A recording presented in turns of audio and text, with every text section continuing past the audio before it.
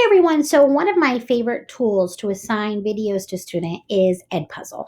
And the reason I like EdPuzzle is that I can find a video from basically almost everywhere.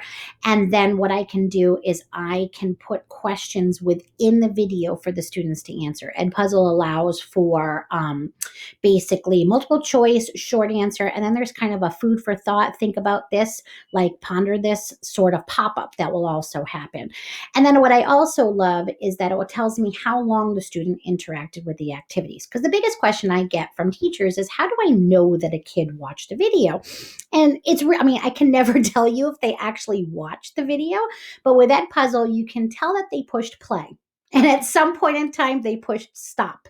So you're able to see that they actually interacted with the video. Whether they watched it, I'll never be able to tell you, but that gives you an idea.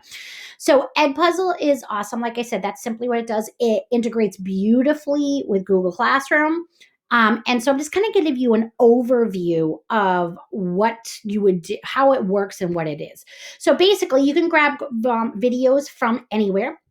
You can grab videos from YouTube, Khan Academy. You can upload your own videos. Let's say you're making instructional videos. And I want to show you the type of data that you're going to get from it. Here we go. So I wanted to cover up the names of the students in this class, but you're able to see total score, how they've done on activities, and then total time spent. And then you're going to see the different videos listed here. So the free version of EdPuzzle, I think it's pretty powerful. It allows you to have 20 videos in your grade book. At some point, you would have to start deleting it. I know during the pandemic, like 20 is probably not enough. You're probably going to go through those in like a month. But so then what you would do is you would make sure your grade is elsewhere. If you set this up properly with Google Classroom, it will drop their grades right into Google Classroom as well. So then you would just go chronologically and delete one of the last ones. So I'm going to go back to here. So like I said, I can upload a video if I wanted to. I like to start to see if somebody else has already done the job for me. So that's where I'm going to start. So right now I'm underneath my content and I don't want to be there.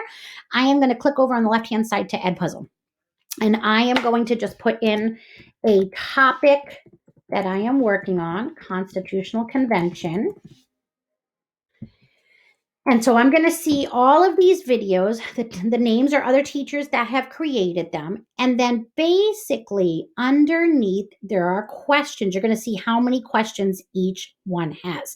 So we're going to grab one of these, but we can tailor it to our needs. So I'm a big Brain Pop fan, so I'm going to pull this Brain Pop one, and I'm going to go ahead and click on it. Okay. And so what I am going to do right here is I am going to edit it. So what I'm able to see is that this person dropped these questions in here. So I've got multiple choice questions. Which is true of the Constitution? Select all that apply. So I'm able to go and see, if I click on the question, I'm able to see the question over here.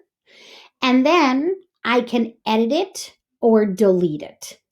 And so that's true for every single question in here.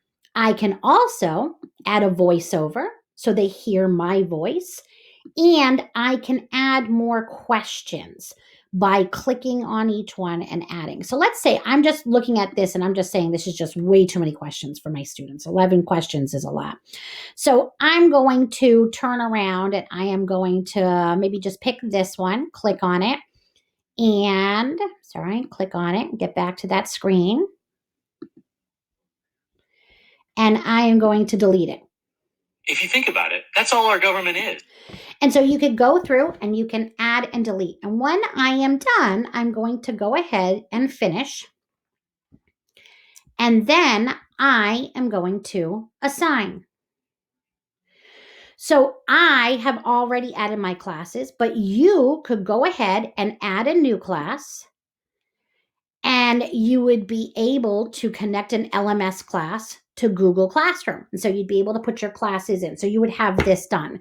I already have mine done. So I'm going to go ahead and I'm going to click on the Google Practice right here, Classroom Practice. Nope, sorry. I want the Google Classroom Beginner session.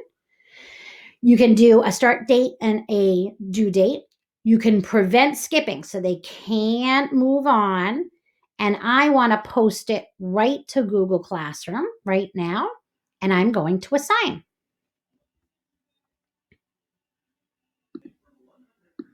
So I want to show it to you from a student point of view. So a student will come to their Google Classroom. And here it is, EdPuzzle, Constitutional Convention. They would click. They're going to sign in with Google. They don't have to do this a lot. It pretty much remembers them. And then now they're going to start watching the video. Dear Tim and Moby, why do they call the Constitution a living document? Thanks, Selma.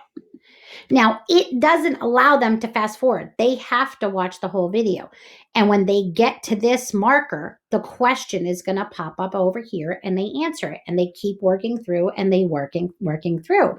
And then when you come back to your data over here, you're going to see how they're doing. So Remy's the only person in this class. That's my daughter.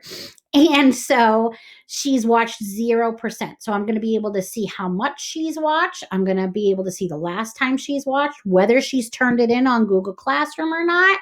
And then I'm able to see how they've done on each of those questions. Pretty impressive. There's actually a whole lot more that you can do in EdPuzzle, and I'm going to link some videos up so you can check them out. EdPuzzle themselves has a lot of videos, but I just kind of wanted to show you the basics of how to get started and how you might use it in class. I hope this was helpful. Bye.